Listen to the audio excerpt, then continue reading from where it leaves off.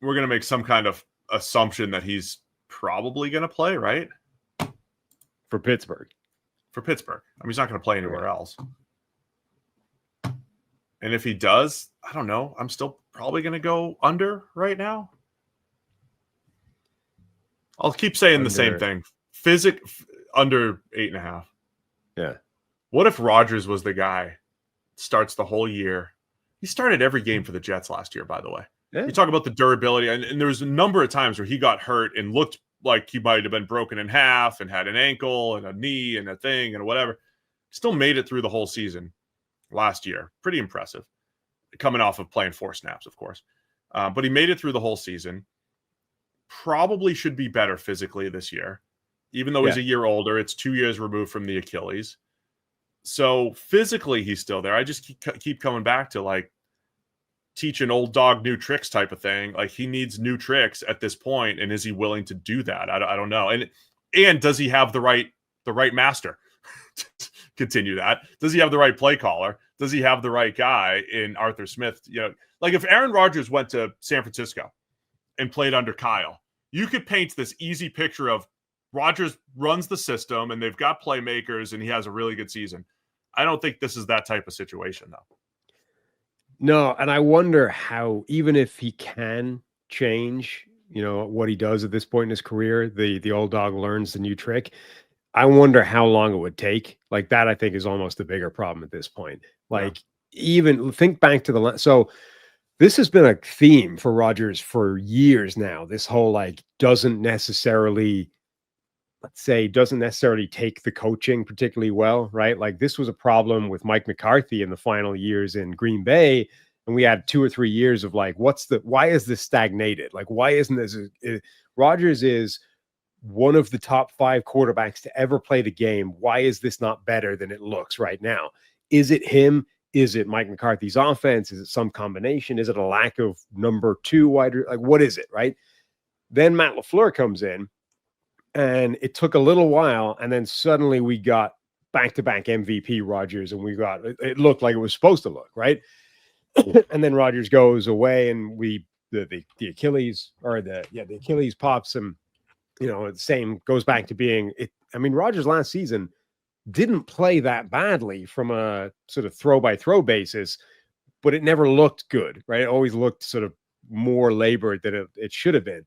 So I think we're reaching this point now where even if you can get Rodgers firing, or get him back to an improved version of himself, and maybe not MVP level, but get him better than he was a year ago, get it working. I don't know if it's going to take more than, 8 weeks. Like it's going to take him most of the year. He might be cooking in December, at which point you're a 6-win team that like wins the final 3, and it's not going to work. So I just don't, even if you can get him in, I struggle to picture a world where it works well enough that it has the kind of impact they need it to have. Yeah, that's my feeling on it. And look, I think Omar Khan's done a decent job too. I keep going back to this: is the GM doing a good job outside of the quarterback? And the Steelers have had an absolute revolving door at quarterback. I think Khan's had some pretty decent drafts. They've added good, mid-round talent to the roster, and they look loaded on the defensive front again. My question would be at receiver, where it's DK Metcalf and a whole bunch of question marks right now. But those are big questions, right? It's your entire pass game is a question. So even though I like a lot of what Khan has done, I think the offensive line has potential. I think the defensive line is loaded. The defense has a lot of talent and some depth. The question is the entire pass game for the Steelers. And Arthur Smith running the show, right? He hasn't really led a great passing attack since 2019 with the Titans. So a lot of questions here for Pittsburgh. All that said, they find a way that what is the Tomlin factor?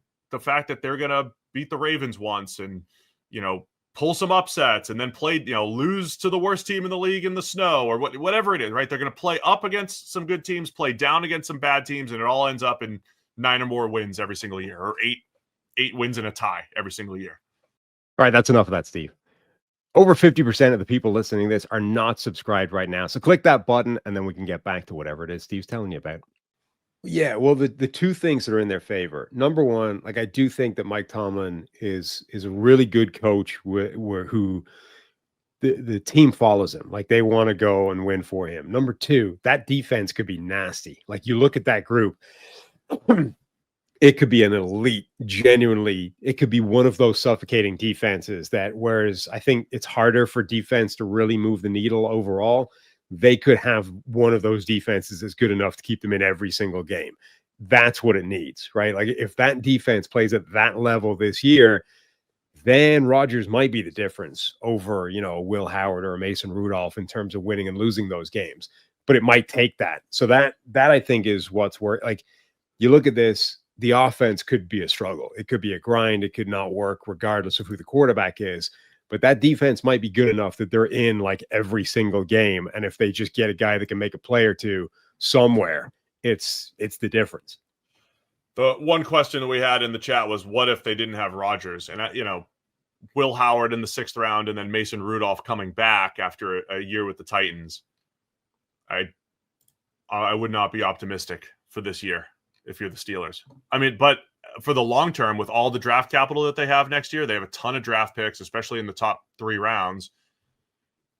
Could be nice to lose a bunch of games and be picking a quarterback next year finally.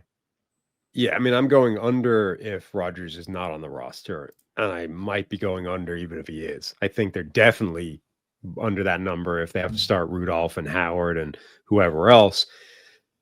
With Rodgers, maybe the defense is just good enough that they could sneak over that total, but I think I would still lean under with him.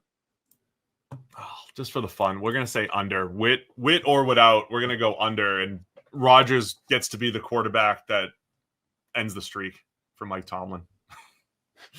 Thanks for watching all the way to the end of our video. For more great content, click here to subscribe and here to watch another video. We'll see you again soon.